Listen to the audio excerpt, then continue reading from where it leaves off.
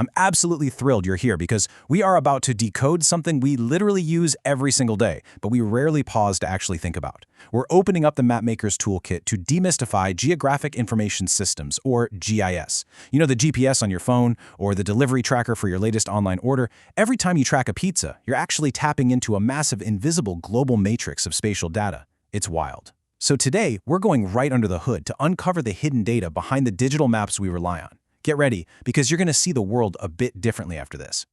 So, really think about this for a second. How exactly do you translate the wonderfully messy, chaotic, three-dimensional real world into a perfectly organized, flat digital map? Imagine taking towering mountains, sprawling cities, winding rivers, and vast oceans, and trying to organize all of that physical reality into a structured, easily readable digital space. It's a massive, almost incomprehensible challenge, right? But GIS professionals do it seamlessly, and today we're going to learn exactly how. To make sense of all this, we're going to break it down into 4 quick parts: layering the digital Earth, maps meet the matrix, unwrapping the 3D globe, and finally, the spatial tool cabinet. Let's jump right into part 1, layering the digital Earth. Okay, so this is where we bridge the gap between the physical world you walk around in and the digital spatial data that computers can actually process.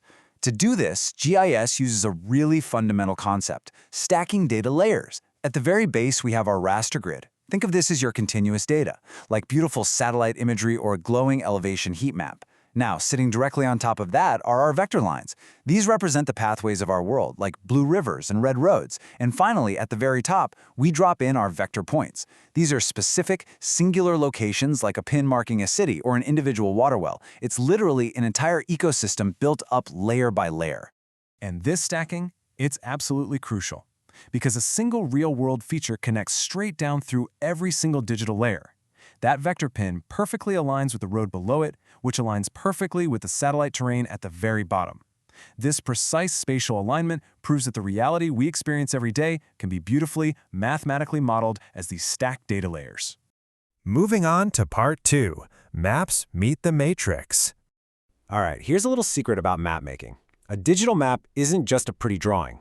It's actually a visual interface sitting directly on top of a highly organized, super deep database. On one side, you've got your visual map, full of pastel shapefiles and geodatabases, but on the flip side, you have your attribute matrix, which looks a lot like a spreadsheet with rows of data. And here is where the magic happens. Every single shape you see on the map is inextricably tied to a specific row of data. If you click a pastel blue lake on the map, its corresponding row in the matrix instantly lights up to tell you its name, its depth, its water quality. It is this perfect marriage of geometry and pure information. Now for part 3, unwrapping the 3D globe. So, we've got our layered data, and we have our matrix. But we run into a classic mapmaker's dilemma. How on earth do you force a round, spherical planet onto a flat, digital screen? Well, mapmakers solve this using what's known as the projection trio. First up, if you wrap a cylinder around the globe, you get the famous Mercator projection, which notoriously makes Greenland look roughly the size of Africa, when in reality, Africa is about 14 times larger. Crazy, right? Second, you can place a cone over the globe, resulting in a conic projection.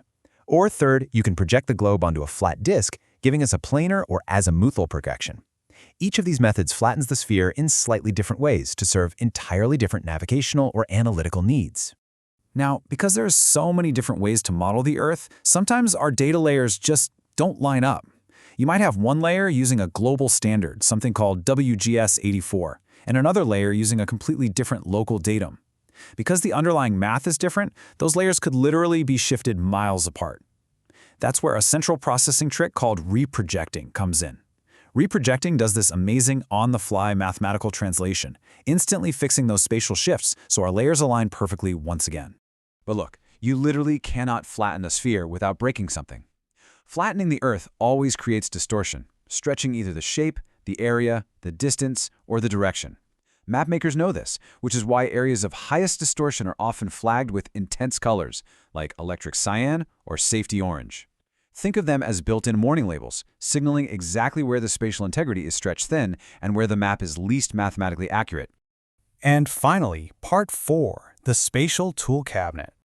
Now that our data is perfectly aligned and projected, we can pivot from just building maps to actually using them to derive new spatial insights.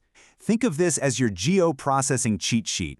And the best way to understand this is the cookie cutter metaphor. First up is the buffer tool. This draws a radius ring around a feature, like setting a strict 10-kilometer environmental protection zone around a river. Next is clip. Just like a cookie cutter pressing into dough, it lifts out only the exact piece of data that fits inside the cutter shape. Then there's intersect. Imagine two overlapping circles. Intersect discards everything except that darkened, football-shaped center where they overlap. And finally, union takes those overlapping shapes and merges them completely into a single, unified outline containing all the attributes. These abstract tools are literally how we shape, cut, and analyze the world's data. So what happens when a GIS professional puts all of this together? The layers, the matrix, the projections, and the tools? We get our final structured output. A finished map always has a clear hierarchical layout. You've got your primary map display right front and center. But critically, you also need a scale bar, say a 0 to 10 kilometer track, to give real-world context. And you absolutely must include metadata. This tells the viewer the projection used, like UTM Zone 45N, and the author, like the GIS lab. It grounds the entire visual in technical reality. Which brings us to our final thought for today. We've just completely unmasked the digital map. You've seen firsthand that maps aren't just perfectly objective pictures of the Earth, they're highly subjective, mathematically manipulated, layered databases. They're built with specific projections that inherently cause distortion, and they're clipped and buffered to show exactly what the author wants you to see. So I'll leave you with this. Knowing all of this, how does it change your trust in the very next map you see on your phone or on the evening news? I really hope it makes you look a little closer, question those layers, and appreciate the incredible spatial matrix hiding just beneath the surface. Keep learning, keep questioning, and I'll